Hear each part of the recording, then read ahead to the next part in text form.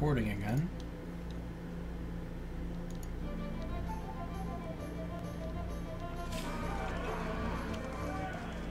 This is Stallion. Josiah Plays Pillars of Eternity. Back from my break.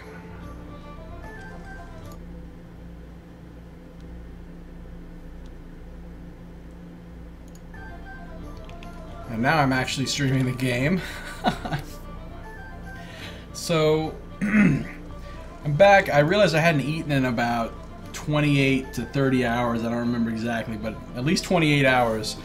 So I was very hungry. So I made myself some food here. And I'm going to eat while I continue with the stream here. Normally I wouldn't do that, but in this case, you know, I'm trying to do a continuous stream for the most part, and I don't want to take a long break. And I have been using a headset mic forever, and I would definitely not be eating while recording on a headset mic because the eating noises would be really loud and gross.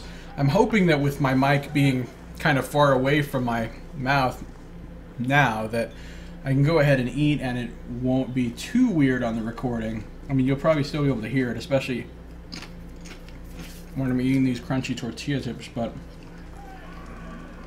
I trust no one will be too offended by it as I proceed.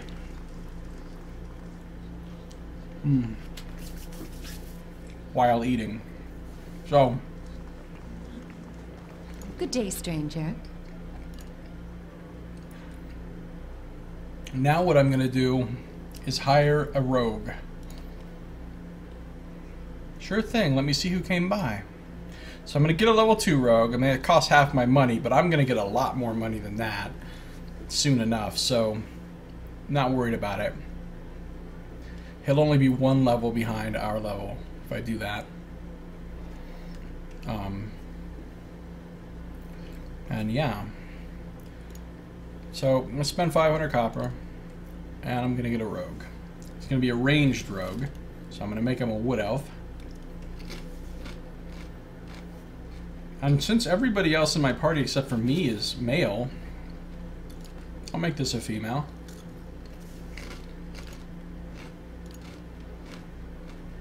Female elf. Why wood elf? Just an advantage. Plus to accuracy against any enemy more than 4 meters away, which will help with hitting more and critting more. And since she's a damage dealer, that's what's important. It's going to be a rogue. We start with Crippling Strike, because you can use it twice per encounter. The rogue attacks his or her enemy's ability to move around effectively, inflicting extra damage to and hobbling any enemy successfully hit. Not only does the shot do an extra 25% damage, it also does a 10-second hobble, and while an enemy is hobbled, I can get sneak attacks on it, and I can do it twice per encounter instead of just once for Blinding Strike. So that's what I'm going with first. I know I want to max out Might, because that's your straight-up damage-dealing ability. I don't care about Con on this character. I want to max out Dexterity for high attack speed. Perception, Intellect, and Resolve. I don't really care about Resolve at all. It's pure defensive. And I don't care much about Perception. Even though it's Interrupt, I don't really care that much about Interrupt. But Intellect is good because it affects duration. So if I max that out, the length of the time of my crippling and blinding and all those kind of things will last quite a bit better. You eat away, says Juan Jose. Well, thank you for the thumbs up. I will do so. Made myself some burritos here.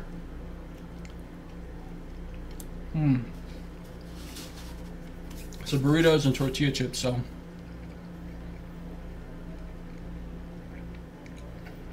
I needed to eat. My energy was flagging. Yeah, I got to get some of your body for 24 hours. Exactly.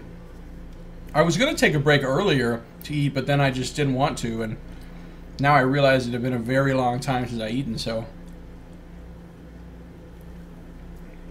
And I've got about 9.5 more hours of this stream to do. So, yeah, I'm eating.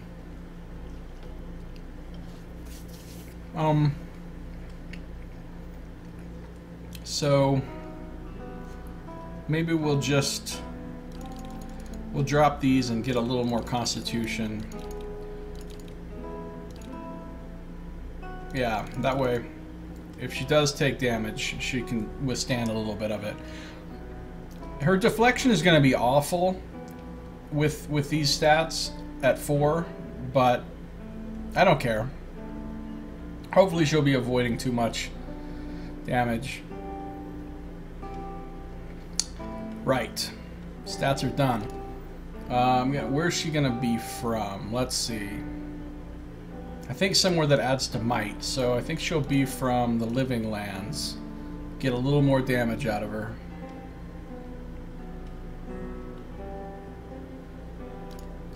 So let's see, hold on. 19, 19, 18, 15. Okay, great. Living Lands. I want her to be good at stealth, of course. And then I suppose mechanics also. I mean, my main character's already good at mechanics and stealth, so there's not much reason to make her good at mechanics too. Maybe she'll do survival in case I need it for a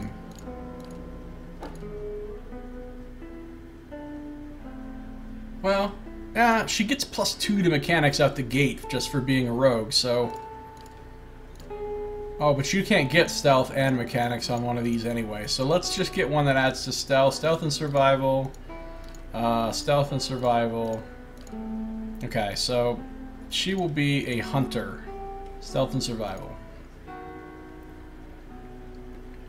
And, we'll just make her main color black because... And her secondary color, maybe the darkest green. Is that the darkest green? Yeah. Okay. Let's go for a little lighter skin on her. And we'll go dark hair. Let's see, there's only 3 heads available for... I think it's gonna be this one. Let's see, that's the same hair my character has, but I don't want to put that on her too, of course, because then we don't have diversity. We gotta have diversity. I do like that hairstyle. Could go for the crazy afro like sort of thing, but I'm not going to because cut the games. Maybe we'll go with this one, with the 2 braids coming down. All right, easy enough. Let's see.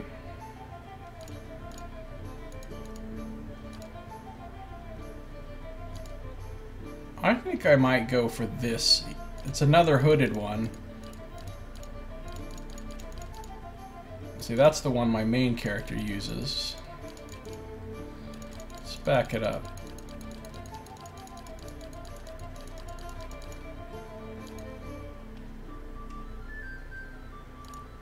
Oh, maybe I should have made her an Orlin. Instead of a... well, no. Let's just stick with this. Okay, I'm just going to use this one. That's obviously meant for like a pale elf. It's paler than her skin, but it doesn't matter. And she will be... What is it? Now I am leader of the group, keeping an eye out. Follow me. Nice and slow. Yes? Sharp eyes and keen ears. I shall lead us. Sharp eyes and keen ears. A blade in the dark. Alright, she'll go with Sinister. Alright, cool. And we need a name for our new rogue.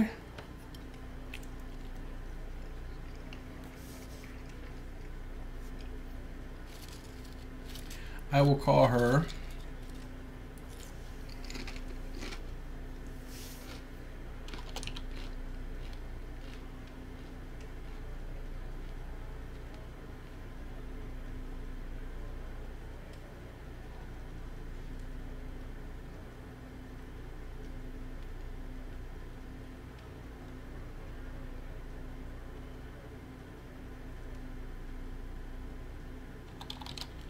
Catriel.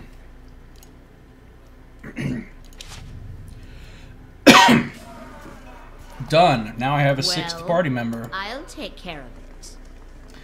And she started off in some strange gear for a rogue, but okay. I'm gonna level her up.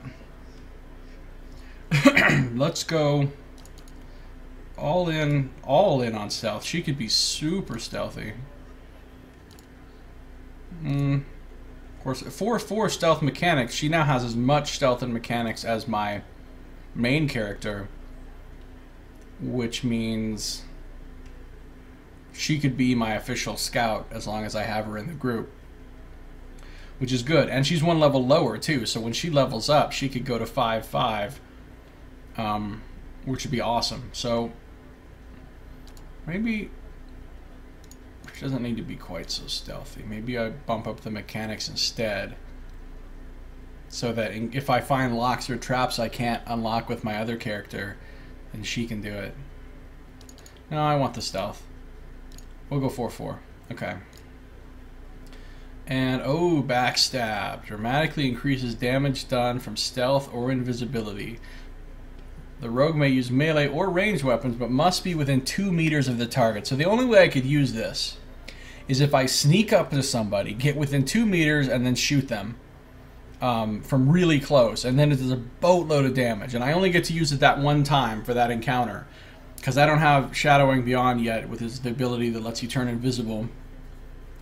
Which is of questionable value, because yeah, you sneak up and do a boatload of damage, but then you're right next to the enemies, and instead of the tank being up front, so then she'd have to run away. And it's pretty good though. I mean, the damage of the backstab is impressive, but I'm gonna remember to eat.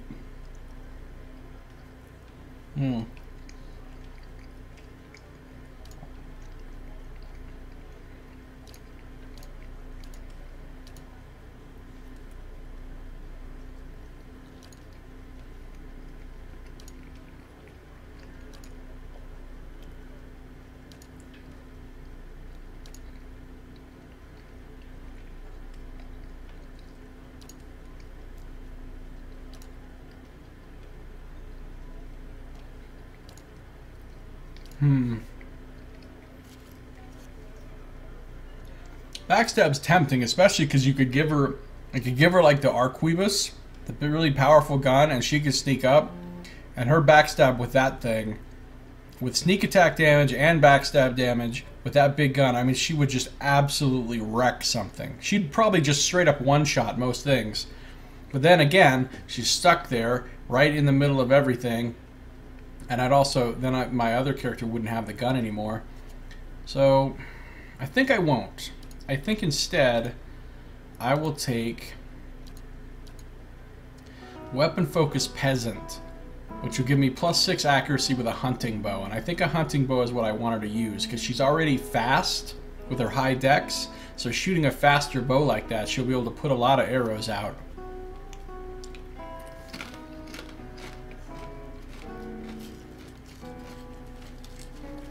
And then she could also use spear and quarterstaff, and I happen to have a bunch of spears and quarterstaffs and stuff from the... So if she needs to melee, I could have her use the quarterstaff, which means she could melee from reach, so she's not like immediately getting engaged and getting her ass kicked. But mostly she'll use that superior hunting bow, I think. So that is what we're going to take. Weapon Focus Peasant.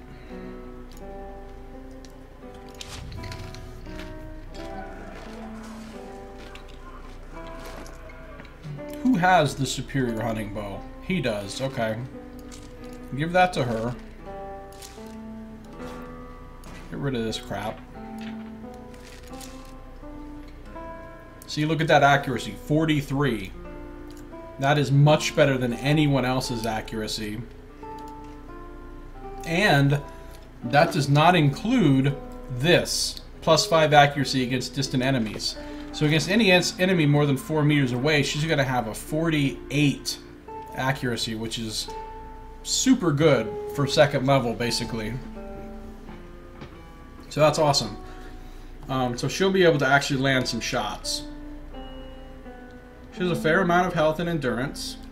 Actually, she has more health and endurance than most of our party. And I like the fact that we got Black Hood, White Hood. White Hood with the darker skin and Black Hood with the paler skin. They're kind of like mirrors of each other, which is kind of amusing to me. So, let's see here.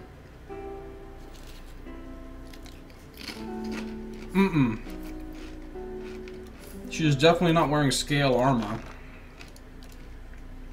So maybe we'll put her in a robe.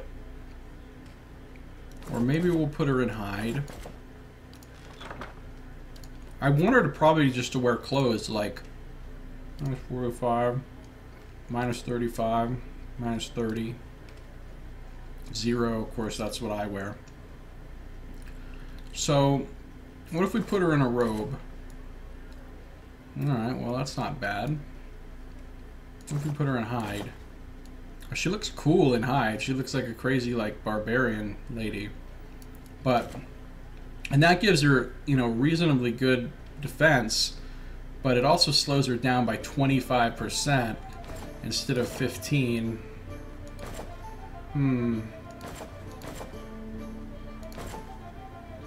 I think we better have her in the hide. Does anybody want that scale armor? I don't think anyone wants that scale armor. No. Okay, that goes away. I can sell it. Okay. So we have our cool barbarian wood elf. What's the secondary color effect? Not much, huh?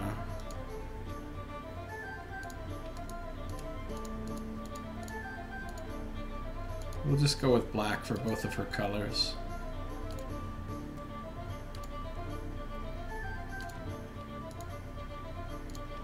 I'm gonna put myself all in white. Because other people have, like, blue and... I mean, I could change the colors of these people, but I think because they're, like, defined companions and they have their own color scheme, I just want to keep them in their own color scheme because it, like, fits their character or whatever. But for my characters, I'll go all white and all black, just for the sake of doing it, basically. Alright, cool. So, she should tear stuff up pretty good with that bow. For her secondary weapon... Oh yeah, and Kana, now that he got rid of that bow, I could give him a crossbow. I could give him this other hunting bow, actually, which is what I'll do. For her second weapon set, I'm going to give her a reach weapon. So this quarterstaff, I suppose. I could give her a crossbow, actually, to shoot once for the extra damage, and then switch to the other bow. Because, look at this. 14 to 21, 23 to 33. I want to... You combine that with a sneak attack multiplier... that would do a ton of damage. Of course, oh, it's a lot of less accuracy, though, because she doesn't have... Never mind. No crossbow for her. Should I give the crossbow to Kana? Or Durance?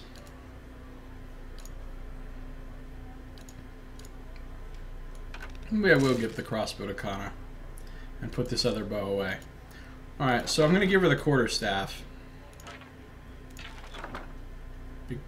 I'm gonna give her the quarterstaff because it is a reach weapon, so she can get in there and attack from a little bit away, just like Durance can, if she needs to melee.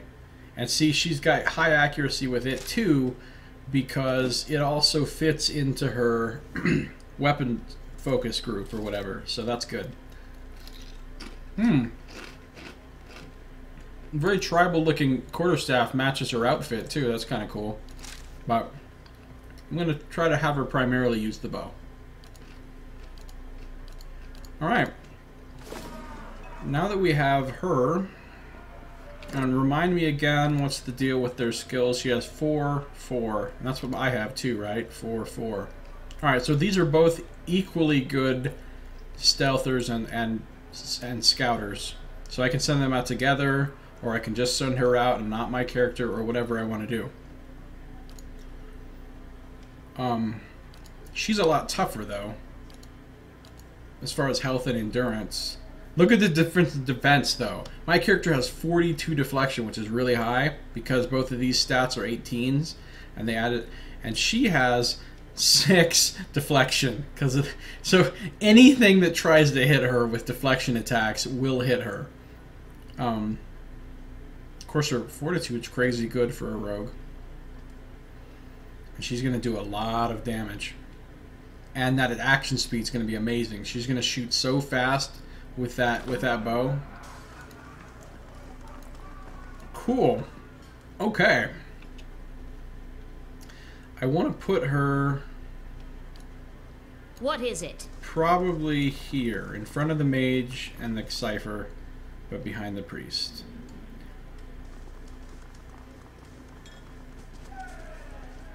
Aye? Yes. Okay. Huh? That being done, let's talk about my formations. So the tank in front formation should probably go ahead and have these two behind him, then the rogue, and the mage and my character. Or maybe...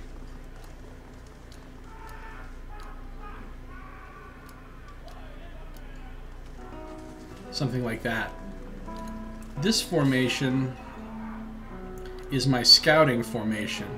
So these two will be up front together. And then the rest of the party, like then the tank and the off tanks and the wizard will be like that. I think those are pretty good formations. So we're going to turn on the stealth formation, and we're going to see Nice and quiet. if it actually works. But it's hard in these close quarters, then. right?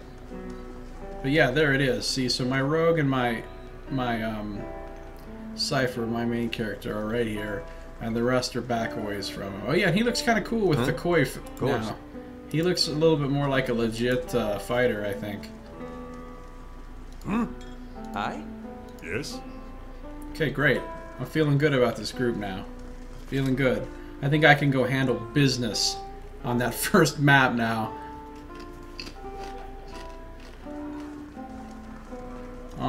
Do I need to do anything else? Oh yeah, I need to rest. So what I will do... Is that a...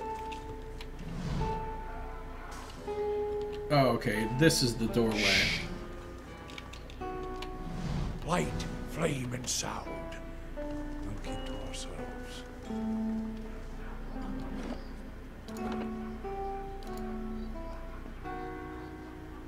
Okay. Let's get a room. Good day to you. So, I'm thinking I'm going to go ahead and spend the 110 copper. Well, no, I'm not going to need those right away. I'm going to rest again probably with the campfire before I would even need a +1 mechanics. So, maybe I won't yet. I'll save money.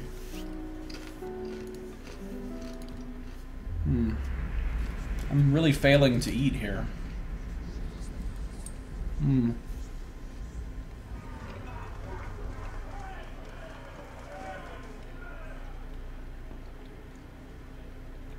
Ooh, you want to ask me, but you DK? What do you want to ask me?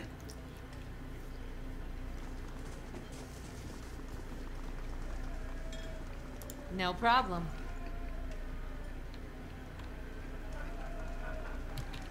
I shall be discreet.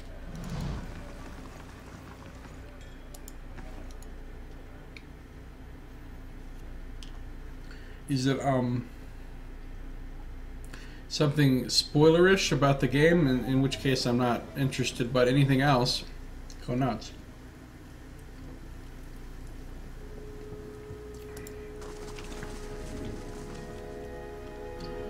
Okay. Now we shall return to... And then I told her, that's not the pistol. Uh-oh. This guy telling a ribald story. Ha! Anything else? Anything else? Guess not.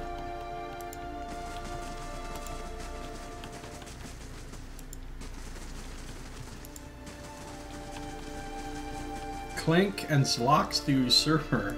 Okay.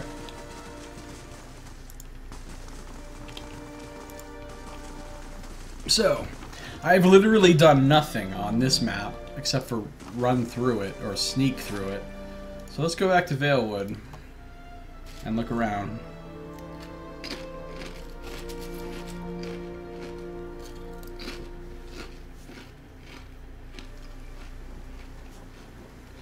I shall be quiet as a calm sea, which is not very quiet.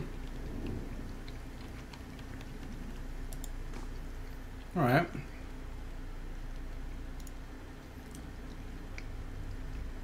Northwest to Giron's Grasp, south to Gilded Vale. Here's a person I can talk to.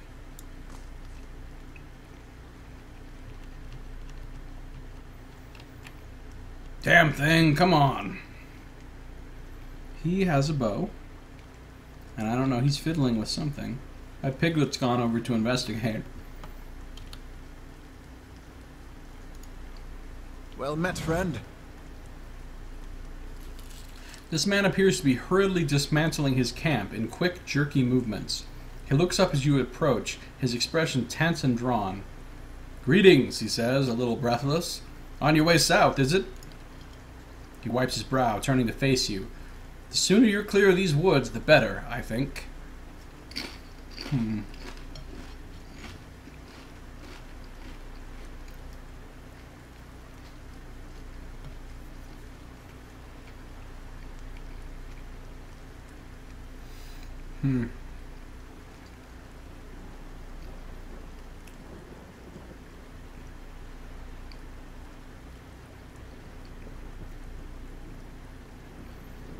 What's your hurry? The man looks down at the tent, and then at his hands. I mean to follow my own advice. Came out here on a hunt, me and a friend of mine. Thought we'd bring a stag home, eat something other than bread for once. Yeah, I've fought a stag before. Good luck with that. Came up on a bear instead. Great, monstrous thing. And Pearly, he didn't make it. He shakes his head. I don't know what I'll tell his wife. Well, you could tell his wife that he was mauled by a great monstrous bear, I suppose. In any case, this forest's already cost me a friend. I'm heading home before it takes anything else. Well, that makes sense. Who are you? Name's Naughton. Born and raised in Gilded Vale. Haven't had a spot of luck since. His face twists. Luckier than Pearly, I suppose. Okay, he already said that. What happened to your friend? We didn't see it coming. Naughton's voice shakes a little as he speaks. We were following a stag. Pearly, he saw something in the brambles, and we went tearing off after it. We all but stumbled into the cave. Poor Pearly didn't stand a chance. The bear was on top of him before we knew what was happening. The beasts will take what they will, I suppose. He smiles sadly. And this time, Galawain's favor fell upon the bear. Yeah, that probably happens most of the time. Where did you find this bear? In a cave, a ways up that way. He turns to point to the northwest. I wouldn't seek it out if I were you. It was a great brute of a beast. Would hate to hear that it took another life. Farewell. Alright, I'll go kill a bear. Eventually. Ooh, I got some river reed. Makes ghostly sounds from the wind blowing through it. You know how I know that? Because I read the description of river weed earlier. Can't ask him. Well, okay. How about you not ask, I guess, and the mystery will be preserved. What we got going on here? Oh, camping supplies. Cool. I can't take them because I'm already full on supplies, but now I know where some are that I could come back and get later. What's this say? The grass is still flattened behind the wagon's wheels. Barrels of cabbages, potatoes, and squash have been overturned and abandoned. Uh-huh. Alright. They won't see me coming.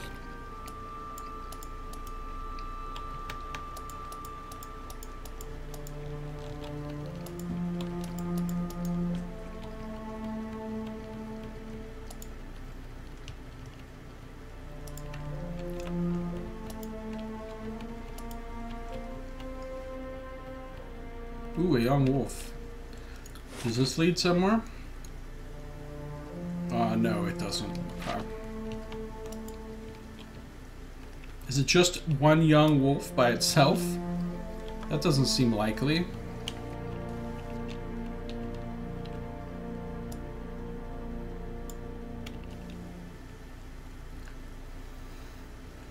So I think the most sensible thing to do, now that I have a rogue, is let the rogue open with a sneak attack. But I want to get the fighter ready to charge into the breach when that happens. Aye? Following your lead. Yes? Eh? What is it? So we'll start with a crippling strike from stealth. And let's see how this goes. Let's see how my new rogue works out. Got him for 17. And the thing is hobbled for 7 seconds. That's good. Keep shooting. Yeah. And you? I think I will mental bind it. On your word. Kana can just run up and attack. Durance can just run up and attack. Yes? Obviously, you can run up and knock it down.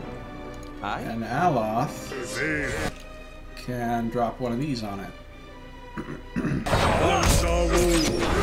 That wolf had a bad day. Okay. So Catrio grazed it. Oh, it was only a graze. Wow. Then I got it with the paralyze for 4 seconds. Then Adair hit it for 12 and knocked it prone. Then Kana hit it for 19 and Catriel shot again. She shot again after, like, that's how fast that attack speed is, and got it for 25. Yeah, it's nice to have a rogue in the crew. Like a legit rogue, not crappy Heodan with his shitty stats.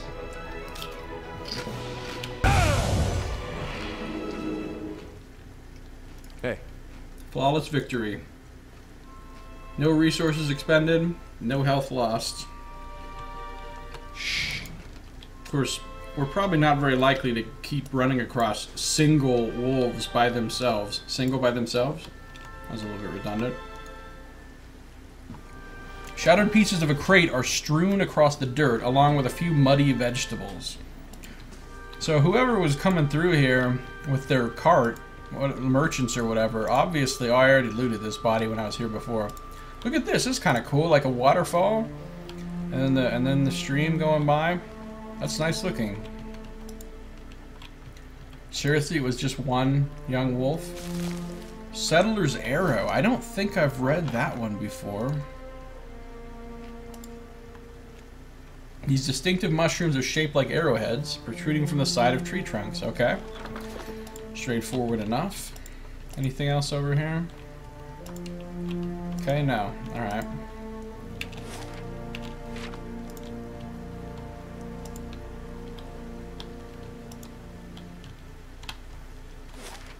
Pretty sure the bear cave's up here.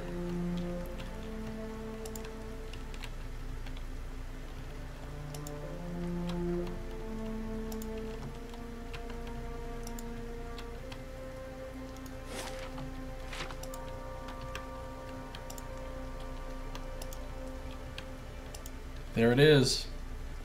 Bear cave. Should I go in?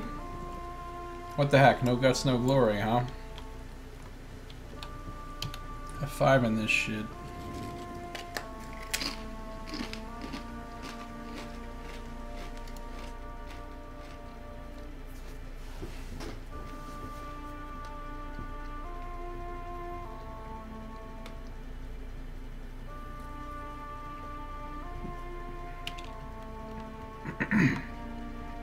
Alright.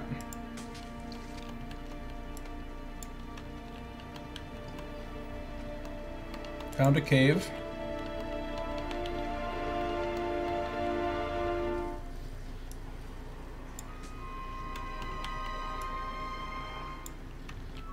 Oh god, there's the bear. Right, I don't know anything about bears. This thing's gonna be a badass, isn't it? I'm on Path of the Damned, so of course it is. Alright. Same plan as last time. We will bring Adair up to the front. Oh my god, there's multiple bears? Alright then. Okay, wait. I better do a little more scouting here. Hold on. Oh, wow. It's all kinds of bears.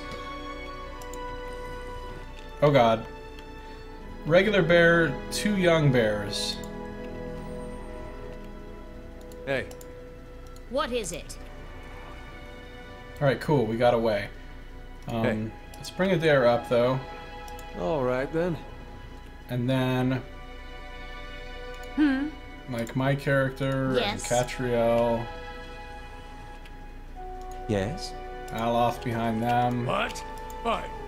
Durance Yes? and Kana. Right away. What? Hey. Oh god, back up. Of course. Okay, now that I'm in position, Yes. Catriel, go ahead and open up with one of these. Look at that, 23 piece out the gate, and he's barely injured. That barely hurt him. That's funny because he's a bear. All right, she can keep shooting at him. Adair can run up and do his knockdown thing. On your word.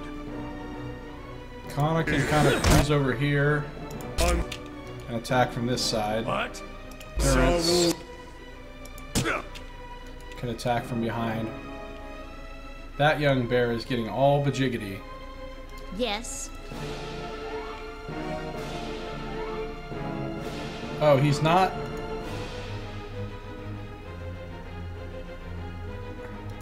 Oh, missed with the additional effect. Okay. Well, use it again then. And How may I help? you can arcane assault some burrs. Eh? And maybe I'll use Mind Blades here. Or maybe I should use Mental Binding, actually. Let's go with that. Does everyone have marching orders? Looks like they do. What the fuck is Durance doing?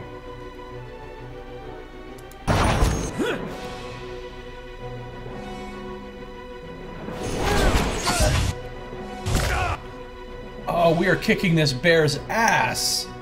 Oh, it crit. Oh my god, it hit pretty hard though. It hit pretty hard before it got paralyzed. Oh, my rogue. My rogue is tearing it up. Tearing it up. Okay. Eh? I've cast my one spell. Let's make sure everybody over here is blind. Blind birds. Aye. Let's go ahead and Arcane Assault again. Yes. You can just keep shooting the bear until it's dead. What? Keep hitting the bear until it's dead. On your word. Actually, no. Do a Holy Radiance. Let's get some healing. On your word.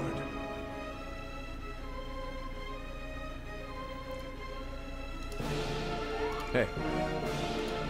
And you can knock this bear down. Wow. We are putting in work here. Yeah.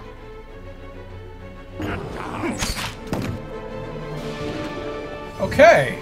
Well, that went way better than I thought it was going to. I mean, yeah, some damage was taken, but considering it was a big scary bear and 2 other bears that were less scary but still scary, we came out of that barely scathed.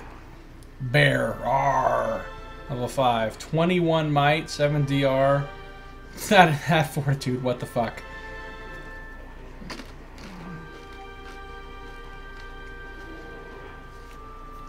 The Deerwood has a healthy bear population, though most avoid the civilized areas and roads used by Kith.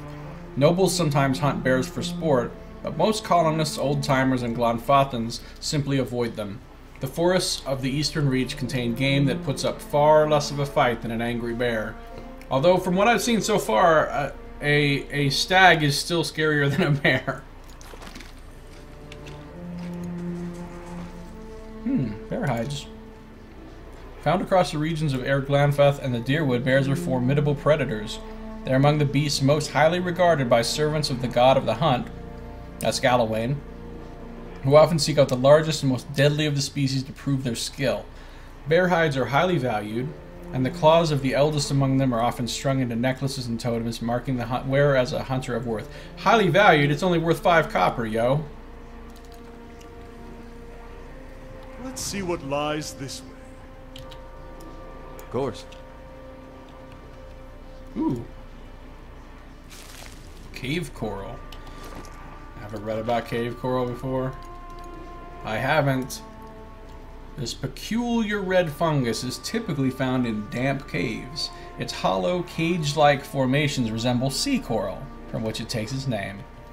Okay, so it's like coral, but... Hey, that's the person. Oh, and I can, like, talk to its spirit. That's what that purple glowy business is there. I see something. Ooh, I found a hidden object. Yes, I did. Scroll of Tanglefoot, 2 lockpicks, and a copper pan. This is a high-volume Deerwood currency used in everyday trade and is the basis for most transactions. Okay, I like those things that I just found.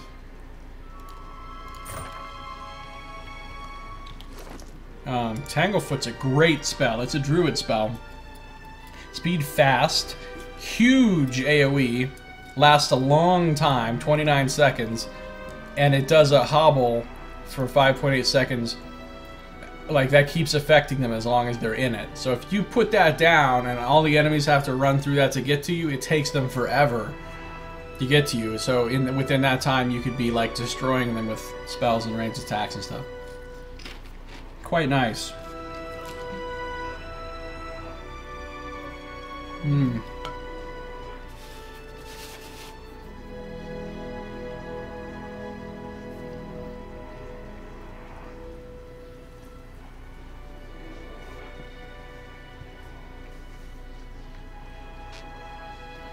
Rapidly grows a patch of twisted vines that surround and entangle anyone unlucky enough to get caught inside.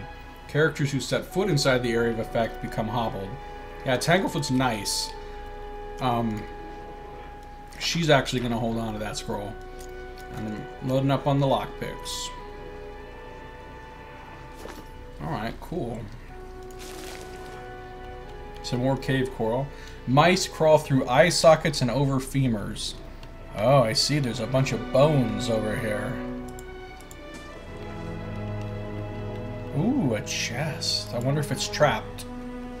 Although, I guess it doesn't make a lot of sense for a bear to have a trapped chest. Although, it doesn't make a lot of sense for a bear to have a chest. So this must have been someone else's chest.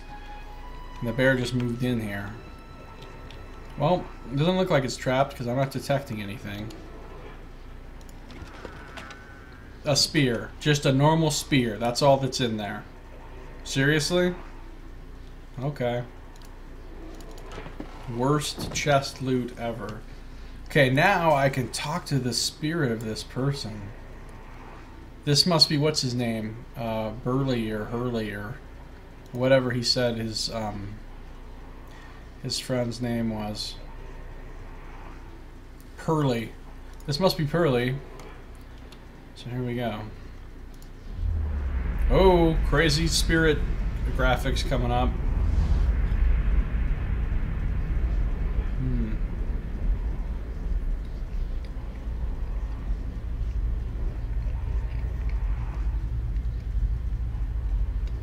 Lost spirit.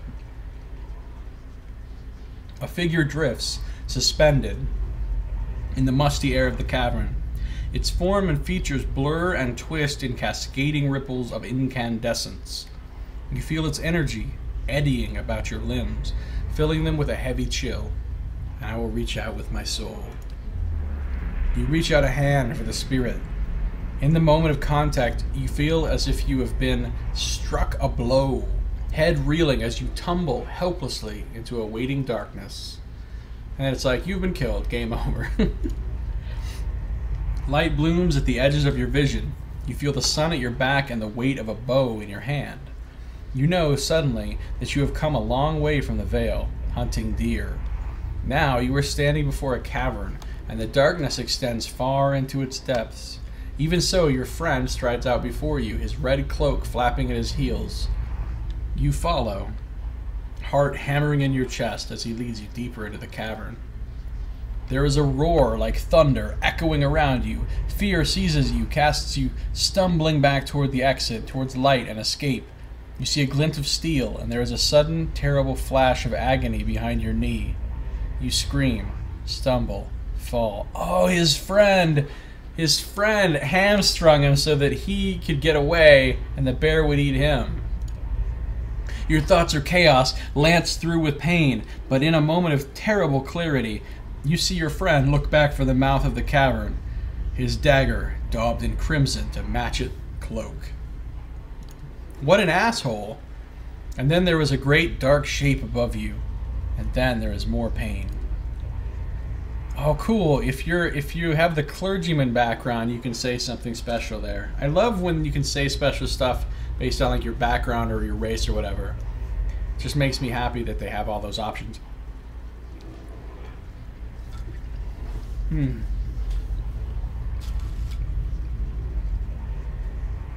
The vision recedes, and you are thrown back into yourself with seemingly resentful force. The corpse lies at your feet, and the specter lingers. In the span of energy between you both, you feel a sense of questioning, of confusion, of anger. Your dead spirit. You were betrayed, only a fool couldn't see it coming, just in case you wanted to be cruel. I met him on the road, your friend. I met him on the road, your friend. A sudden, lashing anger emanates from the spirit. Rage and grief seem to pour from the gleaming figure like smoke. I'll find him and see that he answers for what he's done to you. For a moment, the spirit seems to burn, bright, and your head fills with a sickly triumph. That's the first time I've seen the word sickly and triumph put together. The spirit seems to weaken with the force of its own exultation, growing fainter and fainter until you are alone once more. Are you feeling unwell? You were behaving a little oddly. You see what I'm talking about? I came back to this map with a companion you're normally never supposed to have when you do this map. And he's reacting to stuff. That's why I want to have all the companions ahead of time, because they have stuff programmed in here for the companions to say, even if it was like super unlikely that anyone would do what I did, which is go all the way to the keep, get him, and then come all the way back to this first map. But see, that's awesome. He's actually responding to it. Kind of peers at you with obvious concern. I could say I'm a watcher, I'm fine. Is that your tactful way of asking if I'm a lunatic? It's nothing. I like this one. Is that your tactful way of asking if I'm a lunatic? Well, I've always assumed you're just as mad as the rest of us. Kinda grins crookedly. I don't mean to pry, I was just worried. Your eyes rolled up in your head. It was very dramatic. Now, it's possible, actually, that this is programmed to happen just the first time he sees you talk to any spirit. It might not be this place specifically. In fact, that's more likely. But even so, it feels cool that I came back here and he's reacting to stuff. This happens from time to time, whatever it is. I'm tired of it. It's not so bad being able to... I'll go with this. It's not so bad being able to talk to spirits. Well, there's a gilded cover for a dark book. Kana scratches his temple. I suppose that's one way to learn from the past. Just ask the spirits outright. Let's move on. Cool. Ooh, a new task. New task. I'm gonna do a little eating.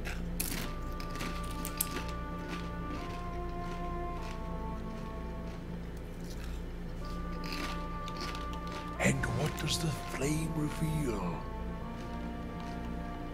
Hmm.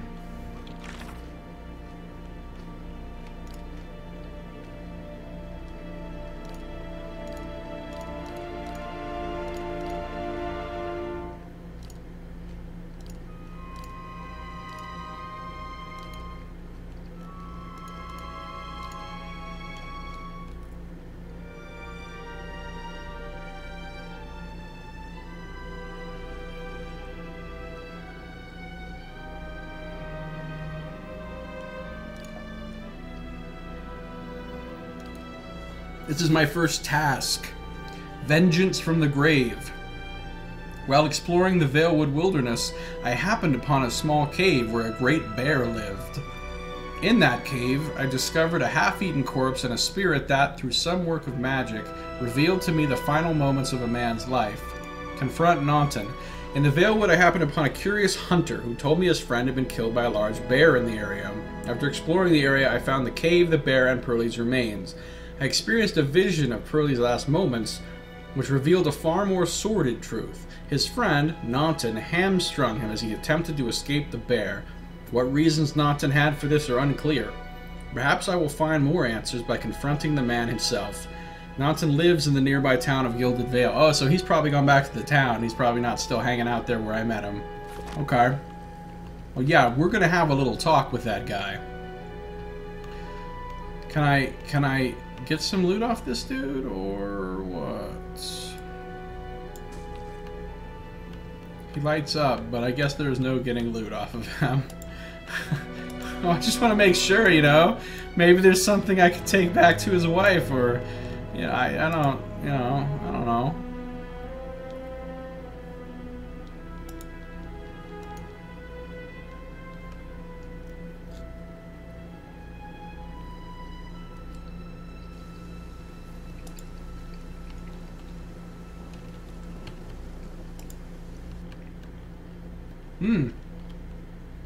Sorip, huh?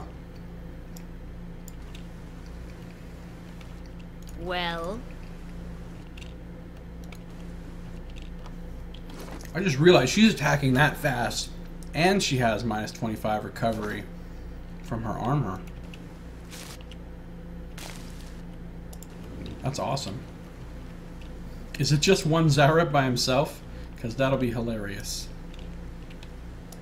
She'll solo this dude. Let's see if she can. I mean, I know she can, but let's see if it goes well.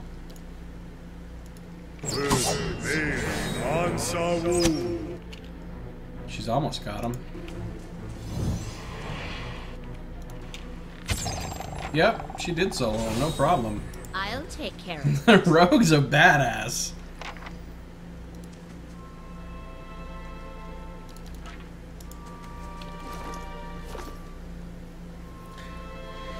In the backer beta, the one time I ran through it all and completed everything on Path of the Damned difficulty was with a custom party of 6 rogues, and 6 rogues was amazing.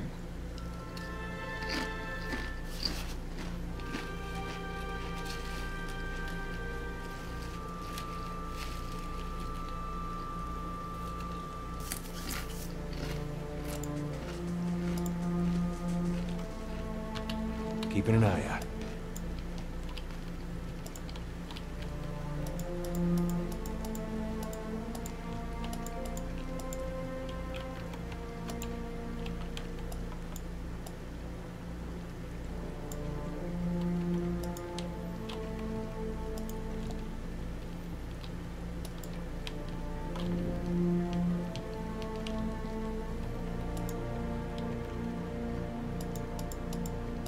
Cool waterfall.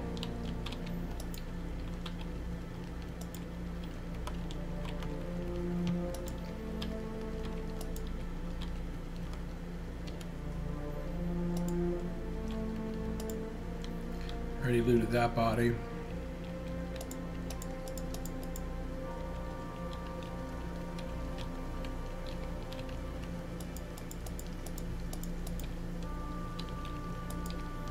And this is where you come into the zone from the ruins of Silant Lys. I think I already looked around down here, and there was nothing over here, but I don't remember. Okay, yeah, there's nothing over here. So there's just this one little area over here in the other corner with the bandits. I remember there being bandits over there. So let's go deal with them, because I don't like bandits.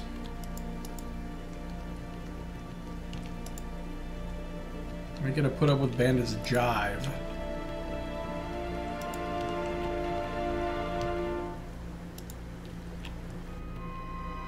There's an outlaw.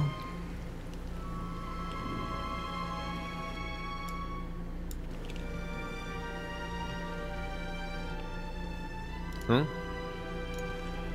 What is it? Eh? Hey. Yes. Yes?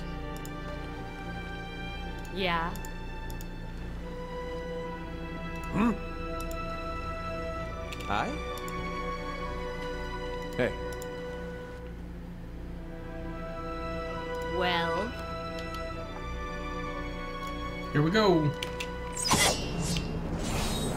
Hey. Hmm.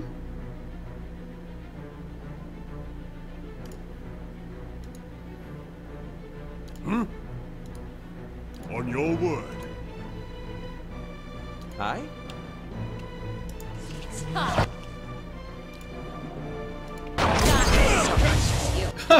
He got jibbed really fast. One outlaw by himself. Ooh, a sword. This is literally the first actual sword I've found in the whole game. It's funny.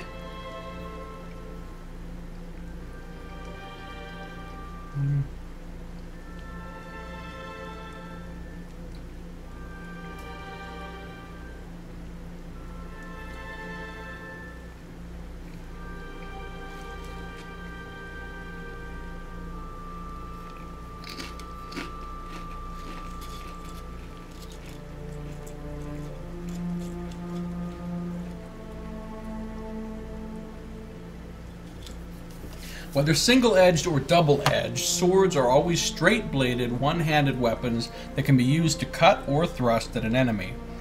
In some circumstances, swords lack the raw slashing power of sabers, but they are more flexible against a variety of armor types. So yeah, they use the best of either slash or pierce, which is not bad, because slash is often a terrible damage type, so it's good to be able to... But swords aren't really that great of a weapon. They're not fast, they don't have a bonus to accuracy, they don't do extra damage.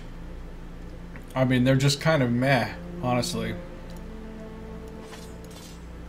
There's a small shield with some leather armor. An open helm. There's another helm of shame. Now that leather armor... That's 6 minus 30. Okay, that'll make her even slower, so no, I don't want that.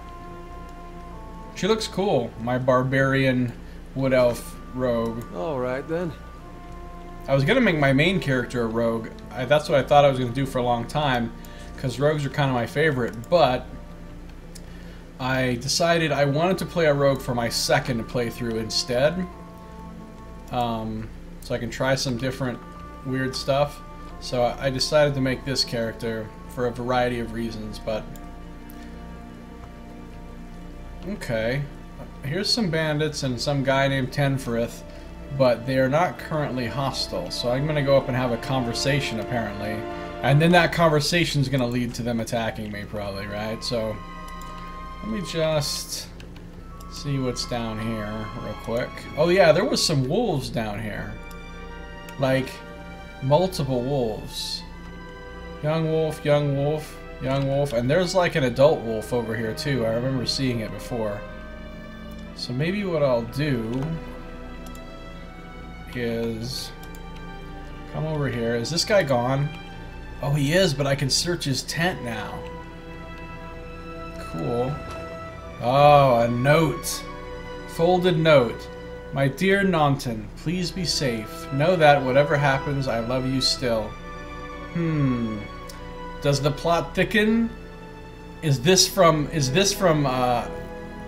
Hurley's wife? Are they having an affair and that's why he killed him? I don't know. We shall find out.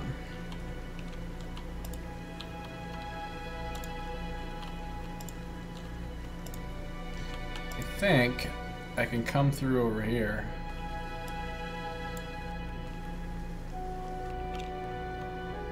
Young wolf, blah blah blah. Okay, I don't want to fight there, actually, I lied. So there's the bandits, there's the bear cave, and there's the ruins. Which include their very own wolves. Okay, let's do this. Hey, of course. Adair, get up here.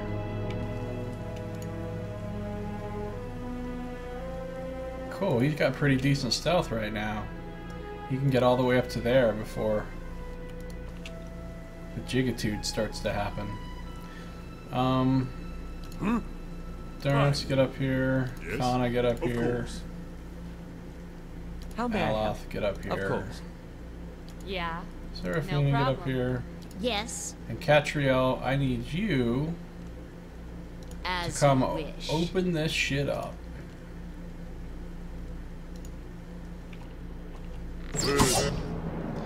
Here we go. Look at that thing. It's coming to knock somebody down. Well, no, that's not going to be acceptable. So I think I will knock it down. Well, no, I'm going to knock down the closer target. I'll use, Eh? I will use mental binding on that wolf. Hopefully it works. Yes.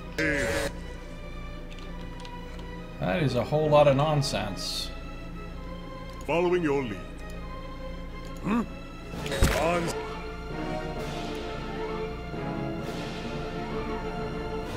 So, I paralyzed the wolf for 8.7. Great. Now, How may I help? let me get down here and drop one of these on the hometowns. You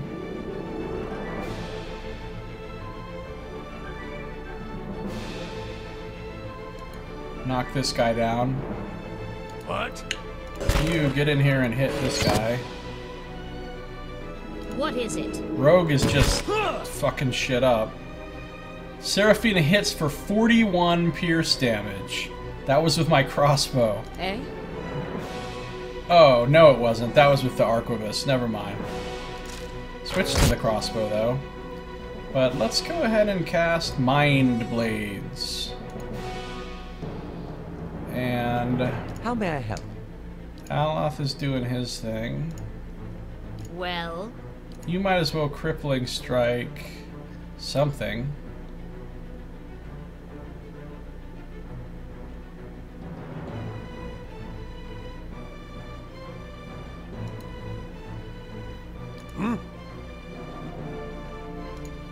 On your word. Okay, yeah, I think we're good here. Jeez. We're just tearing these guys up. How's my Mind Blades coming? What does this guy think he's doing? Oh, cool, he came back because he was engaged and he got hit. Did I just Mind Blades? Did I do it yet? I must have. When did I do it?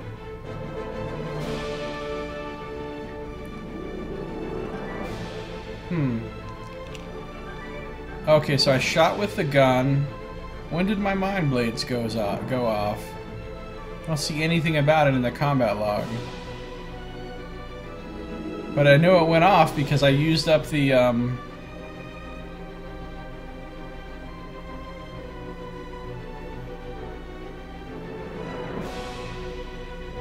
Huh. I don't know. It just straight up doesn't show up in here at all. That's weird. But, you know, whatever. Kana, kill this thing. Actually, no, kill the wolf. What? You can kill this thing. What is it? You can shoot the wolf. Yes? You can cast another one of these. And you... I think you just fired the crossbow, right? Oh no, no. Oh wow. We are wrecking shop here.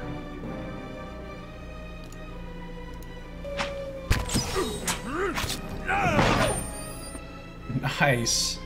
Mind wave for 28. Okay. That was solid. I just wrecked those wolves. I mean, I'm pretty proud of myself. As a calm sea, I'm on the, like, not very first map, basically, so it's naturally going to be easier, but still. I'll see what I can find. Path of the Damned, yo. Ooh, lots of wolf hides. Good. I shall be discreet. Alright, cool. My party is really coming together now that I have 6 people. They really get it done. Okay, what's happening here? Hidden object. Yup. Ooh, scripted event. Hold on a second. I better F5 this shit. These aged walls appear to have once encircled this entire glade. Only a small fragment remains, and the stairs leading to the top of the structure have crumbled away. Ah. Let's examine the wall more closely. The heavy bricks are slick with moss, presenting a hindrance to climbing, but the stones themselves seem sturdy enough. Given the right tools, one might easily reach the top. I'm assuming this is going to be an athletics check, so maybe Adair can do it.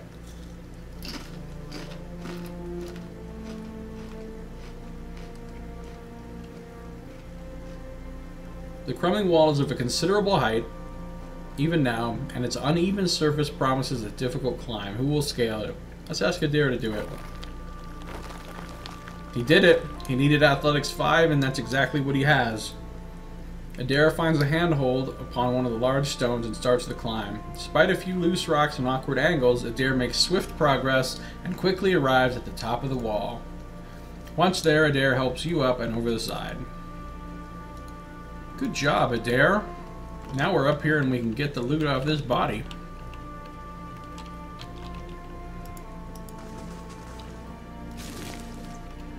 Got some blood moss. Some St. Gyron's horn. Oh wow, camping supplies. Ooh, Fulvano's. I found the first piece of Fulvano's stuff. So let's read the scrawled letter first. I do not think you will ever see this, but you were right, Fulvano. We should have journeyed south together and been safer for it. I would tolerate all the gloating in the world if I might live to hear it. I have put myself out of reach of the beasts circling below, but I am done for all the same. I do not think I will rise again. Whoever finds this, pray for me. Perhaps in the next life, I shall be a trapper of wolves. Alright. Fulvano's gloves. Oh, they got a story. They get +5 to reflex defense. That's nice. It's my first, like, magic... Well, I found that cloak. I found that cloak of protection in the beginning. So other than that, though, it's first, like, magic item. This is the first, like, named magic item with a story I've found. If you don't count the Disappointer, which is more like a cursed item. Though never as famed as he would claim, the Valian explorer Fulvano was known as an eccentric who wished to see the world. Where possible, he traveled by foot to gain a local's appreciation for the sights, sounds, and smells of the lands he passed through. In practice, however, Fulvano often claimed that his explorations proved only that the world outside of the Valian republics was a foul, smelly place that paled in comparison to his homeland. These gloves are said to have belonged to Fulvano, who often found himself in need of some protection as he climbed harsh terrain or maneuvered through forests. While thick enough to provide some warmth, they are meant first and foremost to be flexible enough not to hinder delicate tasks. So +5 reflex, that's pretty good. I'm going to give him to my tank. Leather armor can go right in here. And I can't take the camping supplies yet. I'll come back for them. I was just wondering though, did that leather armor look different than normal leather armor? It didn't, right? No, it didn't. Okay. Adair has no gloves, so we will give him these gloves. Wait a minute. Oh, he can't use them because +5 reflex does not stack with this +5 reflex. Okay. Well, who else needs reflex defense? Kana probably does. Durance probably does.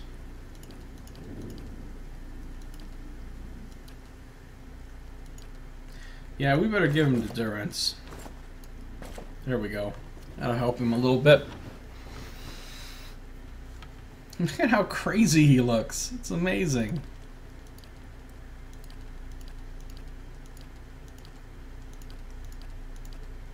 Okay. We'll remember that those camping supplies are here.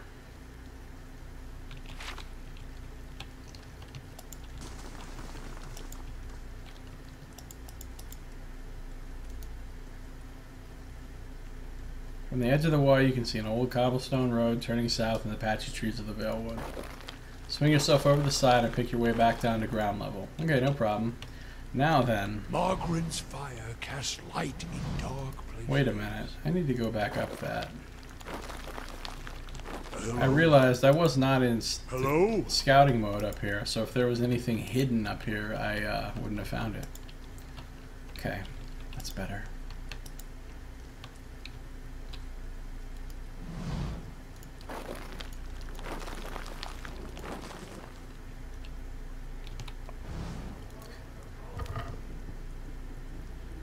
Ooh, magic shit. Okay, I got agates. I've read about those. I got amethysts. Alright, I've read about jasper too. I found a ring. Minor ring of protection. Rings can feature plain bands or jewels and settings. Magical rings may bestow a variety of special properties or defenses on the wearer. Their small size allows their enchantments to complement similar enchantments from other items and spells. And this versatility has made them popular among adventurers. So, wait a minute. Their small size allows their enchantments to complement similar enchantments for other... Does that mean this will stack with the bonuses from the cloak? Because that's what it sounds like it means. Let's find out. Adair, buddy. No, it does not mean that. Because clearly he's not getting any defenses from that. Okay. Well, fortitude, reflex, and will. I think that's going to go on Kana. Pretty good defenses now, especially if he puts this on.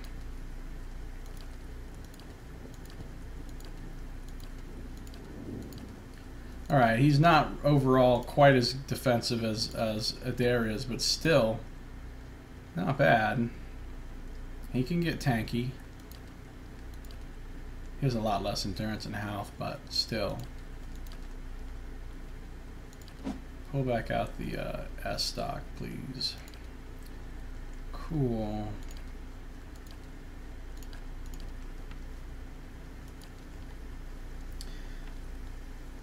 Curious, have I reloaded all of my... I don't think I have. I need to switch back to my gun and reload it. Don't want to start the combat with an unloaded gun. That would be awkward. Okay. What is it?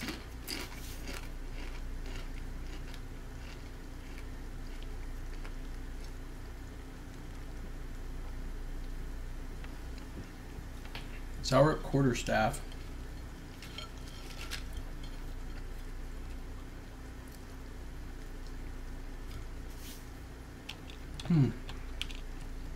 I'll take care of it.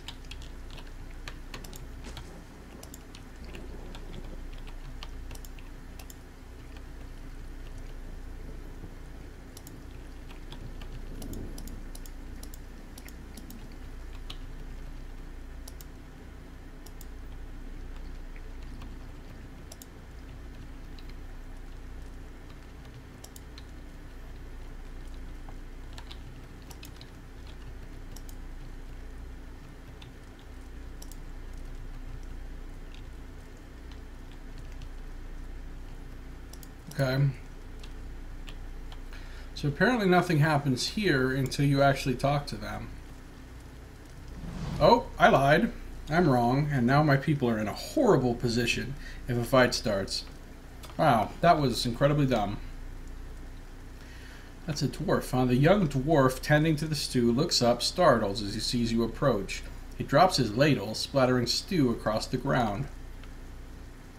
What? The bandit turns.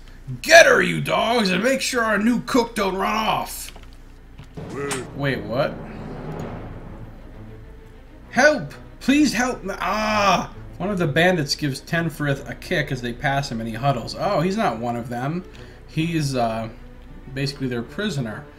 So we got a bandit, an outlaw. Well, I'm all in the shit here, so let's start with Adair knocking this one down.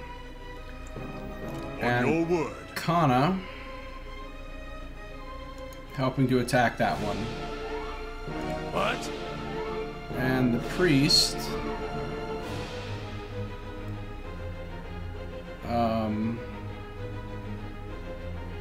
also helping to attack that one.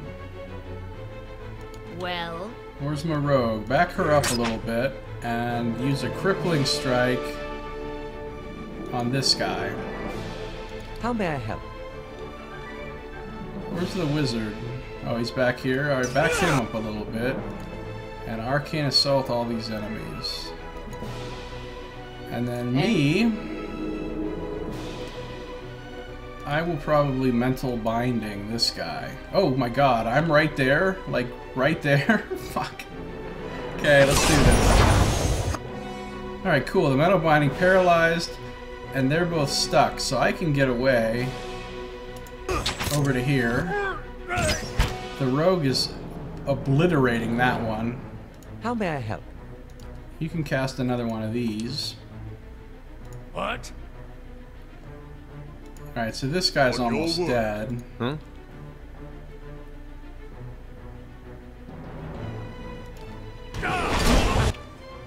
And you can use knockdown on that guy. Oh wow, that Yeah. went crazy well. Alright, considering the total mess that we started the fight in, that went pretty well. Okay.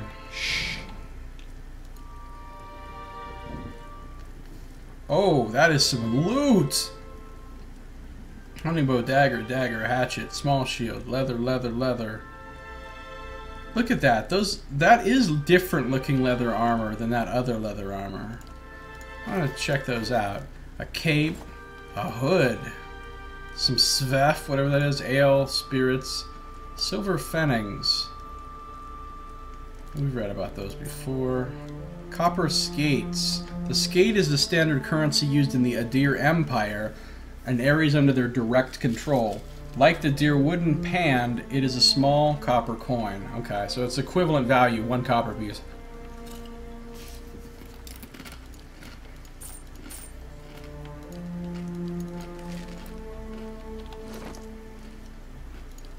Alright.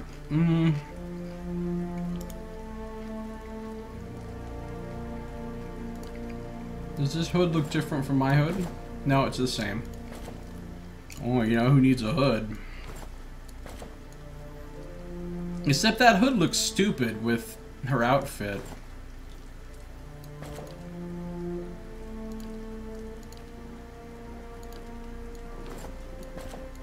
Nope, that looks dumb.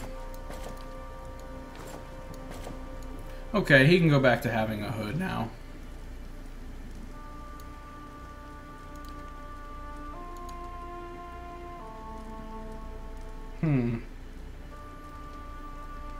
So, like, there's one leather armor that looks like that. That is pretty cool looking. And the other leather armor looks like that. Which I don't like as much. That actually looks pretty neat. I'm tempted to wear it, but I don't need to be slowed down anymore. I'm already so slow with my dexterity. So give me back my clothing.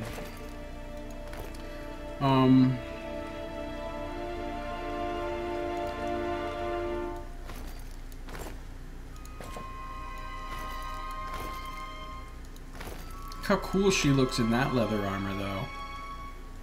And then if I gave her the hood, she looks pretty assassin-y now. I think I might have to wear that instead of the hide. It slows her down by 5% more, but it gives her another point of DR, so it's probably worth it.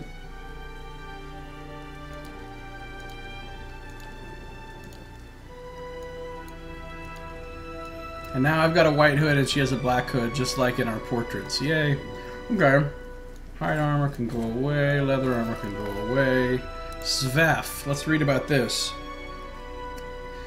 It's instant speed. It gives you +4 will, +10 max endurance, -2 focus on hit. So a Cipher never wants to use this. -2 perception and -4 resolve.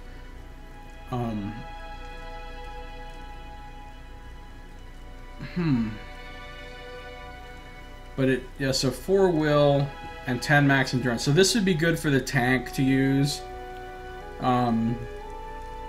But not good for my character to ever use. Svef can be traced back to provisioners in the Valian republics, where the markets for the plant in question enjoy rapidly rising demand.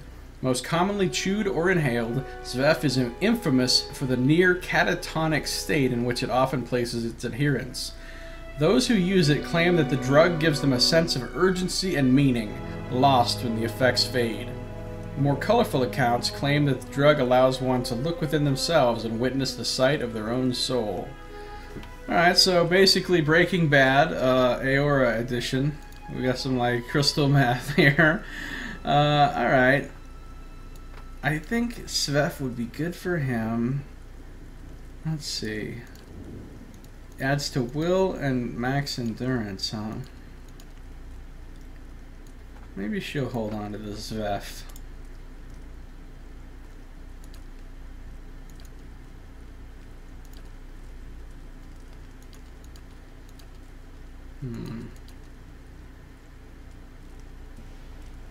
Or him.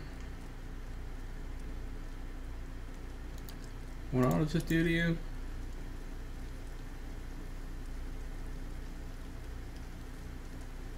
-2 perception.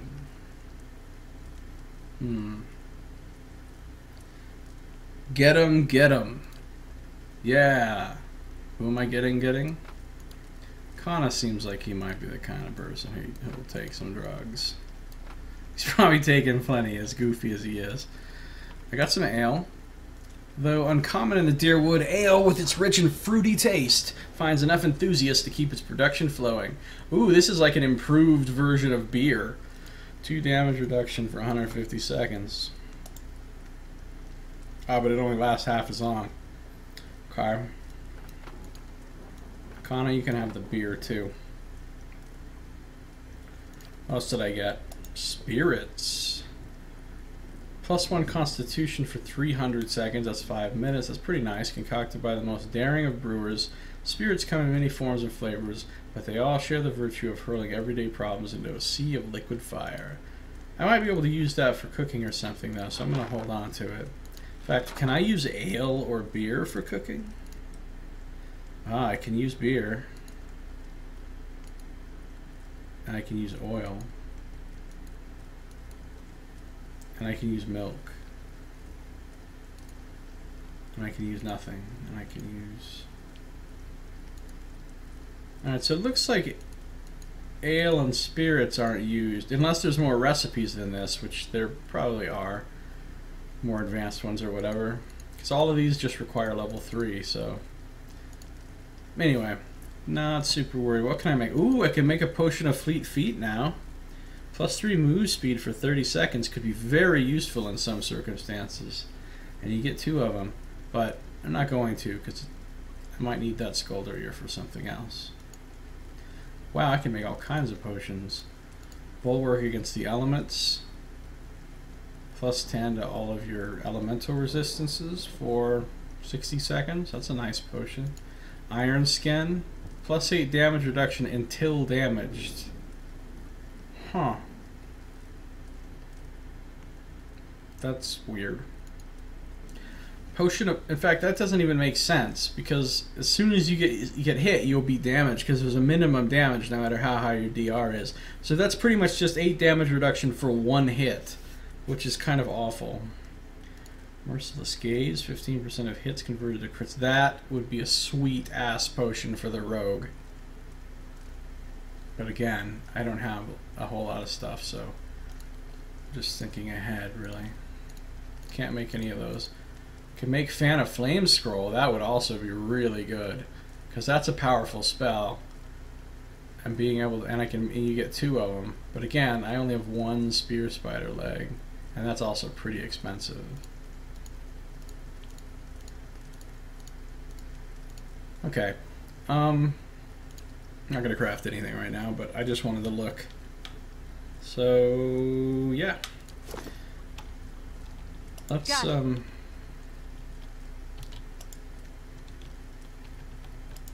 there's a lot of stuff to loot here.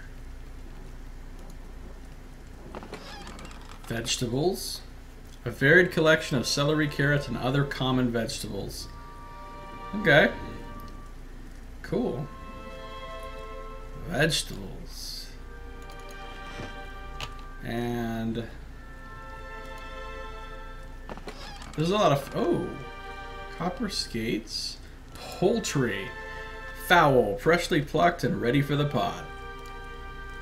Meat. Just random meat. We don't know what kind of meat it is. It's just meat. The glistening flesh of some unfortunate creature.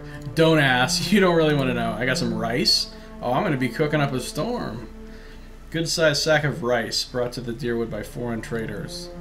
And a rod, which presumably is...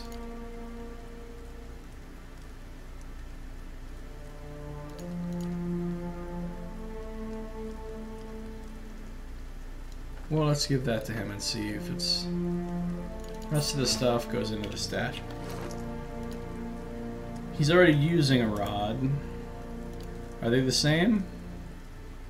They are the same. Okay. This one could go in here then.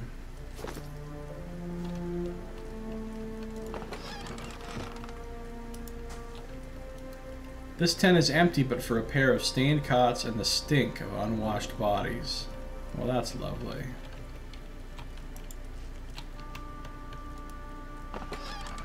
Ooh, some fruit. Their wooden fruits include the imported sonreed, staple of Vadirian orchards, and the common pear, though Valian figs are quite popular among the wealthy. Oh, cool. Okay, I think... I mean, I'm going to talk to the dwarf, obviously, but I think other than that, I've explored and done everything on this map. And gotten all the stuff that one can get. All the free stuff. You know, I'm curious. Never mind, I can't put camping supplies in the stash. Okay. Quick save. I wish I could enchant helms. You can't enchant helms? Oh no, you can't. I think what you can only enchant your chest armor, and I think your boots. I don't have any boots, but I'm pretty sure you can enchant boots, and you can't enchant cloaks, and I don't think you can enchant gloves, and I don't think you can enchant rings or belts. Do I even have a belt? I don't have a belt, but I'm pretty sure the only things you can enchant are boots and chest armor and any kind of weapons or shields that you have. But that's still not bad. I mean, that's how it was in the backer beta. I don't know if they've changed it. Maybe you can enchant belts now, or gloves, or rings. I don't know, but I'm pretty sure you can enchant those too.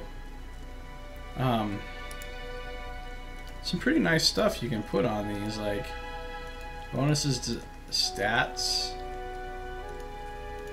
resistance to any kind of particular damage type you want. Of course, you can make them fine, exceptional, superb. That's to be level 12. That's the level cap of the game to make it superb. But like fine, when you're level 4, I could start making stuff fine, which is a bigger difference on weapons. You see, his weapon's already fine, and it. Oh, I see. So he has. I wonder, can you get rid of the enchantment that's on there, or like replace it or something? How does that work? Like, because it looks like you can have up to 12 things worth of enchantments. So if you had superb on there, that would take up 6, and then any of these other ones, you know, would add up. So if you wanted like to put accurate and damaging, that would put another 4 on there.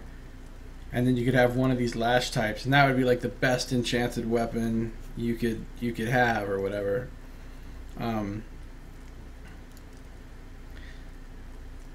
Yeah, so that'd be pretty cool. Or you could put all of these lashes. Well, see, I don't know if you can, though. It might be that if you have, you know, one of these lashes, that you can't put another one on the same thing, or the same. It might be with slaying the same way. I don't know. Ooh, Kith slaying. Accuracy against all the different regular human races. That's probably pretty darn good, because you fight a lot of those type of people. Okay. Let's talk to the dwarf. How do you do? By the flame. Thank you, thank you, thank you. I thought I'd be stuck cooking for these ignorant weasels for the rest of my life. Or until they were bored with me, I suppose. I must get back home. I only hope they haven't hired a replacement. Dwarf looks aghast. Listen, next time you're in Gilded Vale, stop by the Black Hound Inn. I'll let Pasca know just what you've done for me, and I'm sure she'll do right by you in turn. Oh, now I can get a discount there? Now that after I've... Okay, well. Oh, to be back in my oven again. Gilded Vale, major positive reputation. Really? You've earned a reputation. Reputations can be held with communities or factions in the Eastern Reach and will affect how members of that group respond to you. In some cases, friends or enemies of those groups will also react to your affiliations.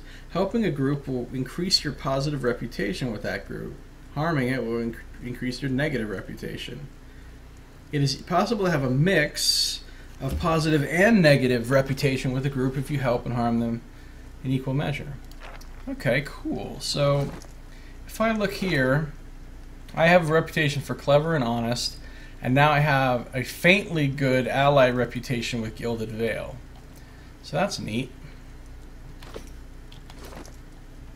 And I also got a quest. Well, not a quest, but a task.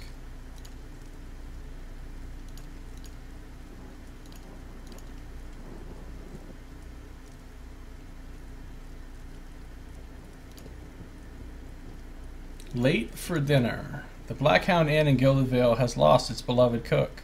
Speak with the innkeeper at the Blackhound Inn. Tenneferth was very grateful for my assistance in freeing him from captivity in the bandit camp. He suggested I speak with the innkeeper at the Blackhound Inn in Gilded Vale, who is in a better position to reward me for my efforts. Okay, cool. I just basically I just completed a quest without even knowing I had that quest. What, There's nothing in here, right? No. Where was it that I just saw? In here? No. Okay, I know there's some camping supplies up there on that guy. But there was some other camping supplies. Maybe, oh, right here. So I gotta remember that. There's 2 free camping supplies laying around right here at the start of this map. So if I need to come get them, I can. Cool. Well, we're done here. Let's head back to the town now. Gilded Vale. Food's getting cold.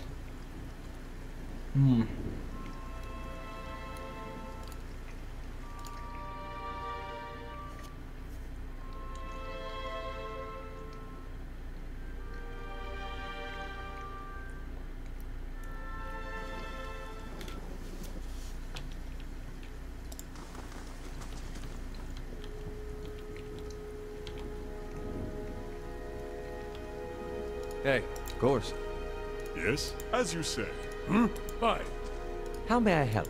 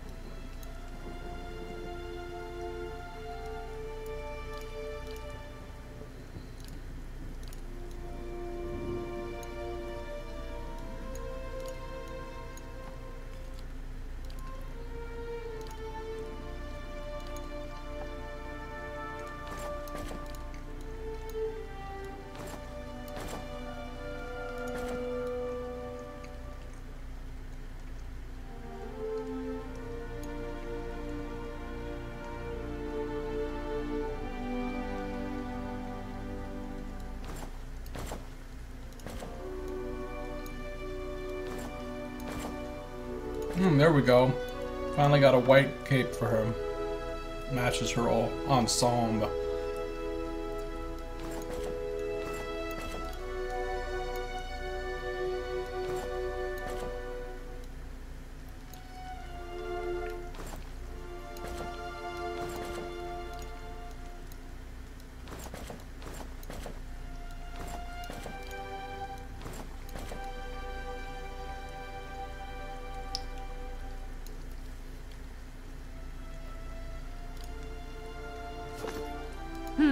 No problem. Well, Sure. well, of course. Yeah.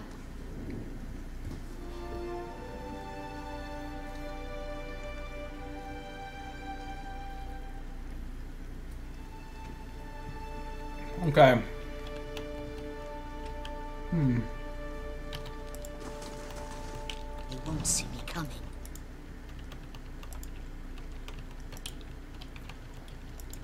Back to Gilded Vale. Now I will actually explore the town, which I did not do before.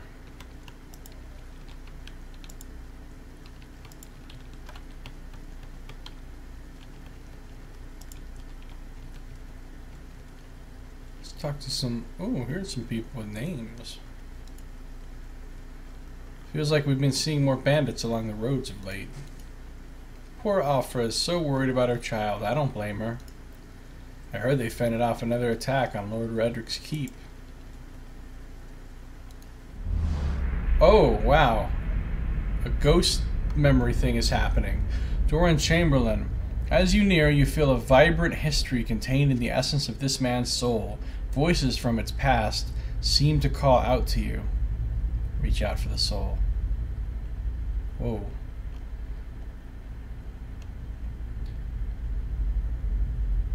You know what I think? I think these are backers. In the Kickstarter backer thing, if you backed at a high enough level, you were allowed to name and give a description thing of an NPC. And I think I heard that they put them all in the game as people whose little things you could see with your like memory, whatever.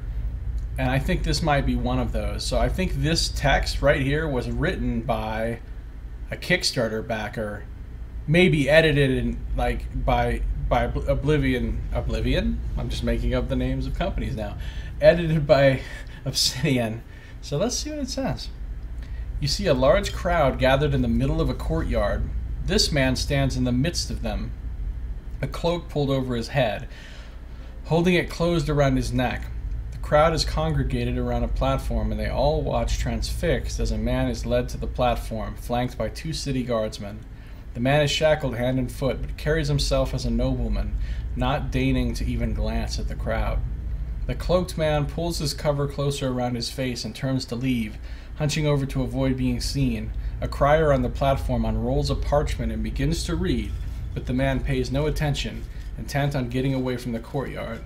The crier's voice grows louder and more intense as he reads, and voices from the crowd start to punctuate his sentences. The jeers and shouts grow more frequent, and with each one, the cloaked man flinches and his shoulders droop. He breaks from the crowd, coming to the edge of the courtyard as the crier reaches the end of his proclamation. The crowd grows silent, again, save for the occasional shout. The man turns back to look at the platform, seeing his father kneeling before the block, neck exposed. The executioner moves into position, lifting his axe to strike. The man turns suddenly, unable to watch. There is a wet thunk, and the crowd breaks into cheers and applause. He leans against the wall, regaining his composure, then straightens up. With obvious resolve, he strides off, away from the crowd and his legacy. So Dorian Chamberlain, Dad got executed and he had to watch. Sucks to be him. Let's see, it's just the same thing, right? Yeah, okay. Curious, does that show up in my, like, visions thing? No, apparently not. Okay. Oh, he's a fire god-like, too. He looks pretty cool. And then we have Rudolfir Necatore. As you near, you feel a vibrant history contained in the essence of this man's soul. Voices from its past seem to call out to you. You see a pair of immaculately polished leather boots and an impeccably maintained goatee. Their owner, a slightly hook-nosed man with a wicked grin and narrow eyes. He bobs his feathered hat at a nearby merchant as he ambles by, a small piece of parchment held tight in his fist, ink staining his fair fingers. He seems to know most of the merchants at the market, stopping to engage some, nodding at others, and even bartering for minor goods with a select few. Always smiling, laughing, and exchanging jibes. He approaches a heavy-set Amawa, smile plastered stiff across his face, and jokes about the weather. She jokes back, subtly palming him several gold coins. When he walks away, the paper in his hand is gone, and the smile on his face far more genuine. He tips his cap at her, winking, and trundles off with a new spring in his step. Huh. Okay. Cool. So, let's see. Careful if you head east. Guards patrol the Eastern Wood, but not the Black Meadow. Heard they fended off another attack on Lord Redrick's Keep. Yeah, I heard that too. They won't see me coming. Careful if you head east. Oh, I've already heard that, sir. Already heard that. Used to have a lot more fortune tellers come through. Lord Radrick had us chase him off. Yeah, he seems to be a kind of a hateful prick. And give me some settler's arrow there. So let's come over here. Take these spring berries. Ooh, more stuff to loot. I am looting your entire town, people.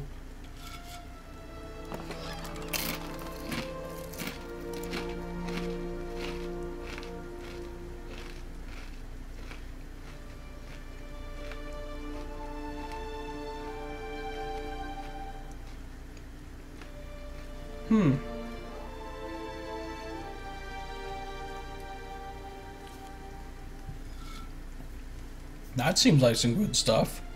Minus 20 fatigue for 5 minutes? That could be really useful. A staple of the Deerwooden countryside, Gold Rot Chew is a favorite of farmers who swear by the minor boost in energy it provides. Those who use it often find that they feel sluggish when they stop. The chew is made from the root of the golden celery plant. Alright. Oh, I got 2 of them even. Okay. That's cool. What's over here? Apparently more spring berries. The snozberries taste like snozberries. Oh, there's a ghost that just went wandering off. Okay, so I haven't been to the Estern Wood before. I'm not going to go there right now because despite the rains, the stalks feel as dry and stiff as a locust's husk. Oh, that's not good.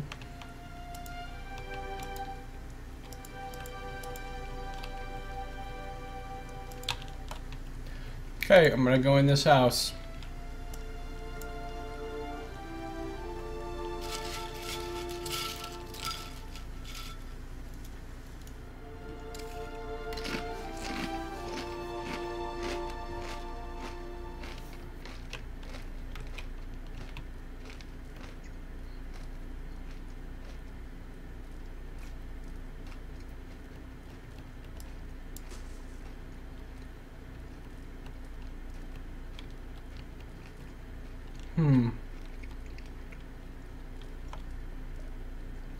Interesting house.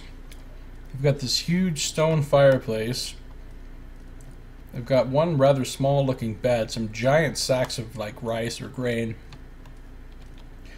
Kind of looks like a combination workspace and house, but it's very rustic looking. I'm gonna steal from these people though. Got some grain, some meat, and some beer. You've been caught stealing. Uh-oh. Oh shit. I didn't know that was gonna happen. Damn. Just a damn second here. What, I'm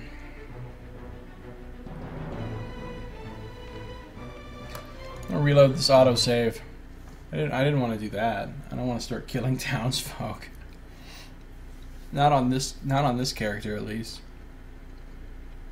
So I have to be unseen when I do that kind of shit. Oh, I get it. Look, when I mouse over this, my mouse icon turns red. That's how I know it's stealing. Okay, well that's a handy thing to know. What is it? I'll take care. How about you come over here?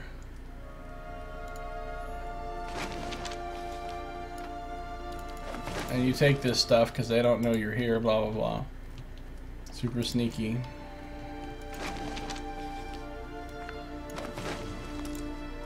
Nothing to see over here. What did I get? Oh, I just put the shit in my stash, didn't I?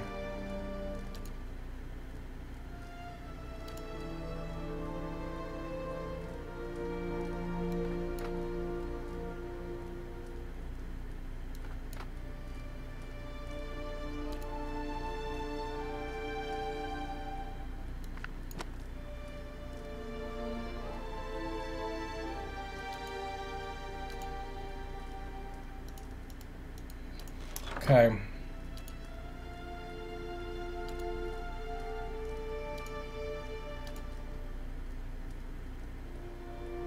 Oh, my rogue doesn't have any potions.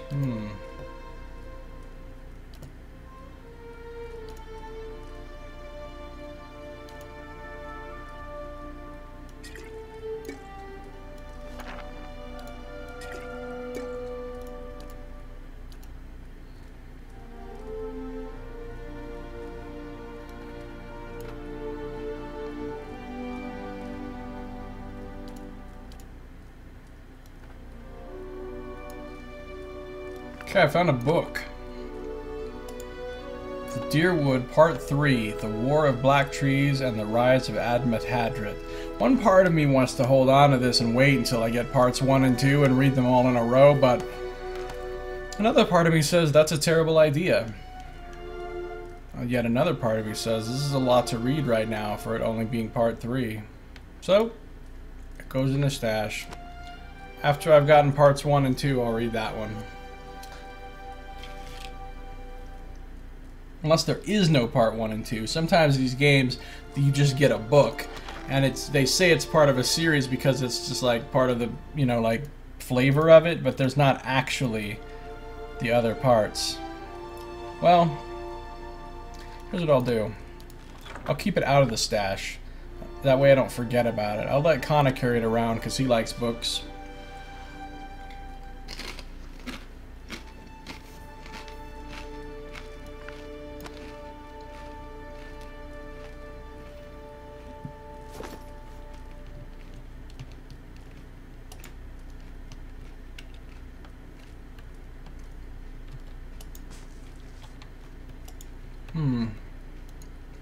Rats scurry behind the sacks.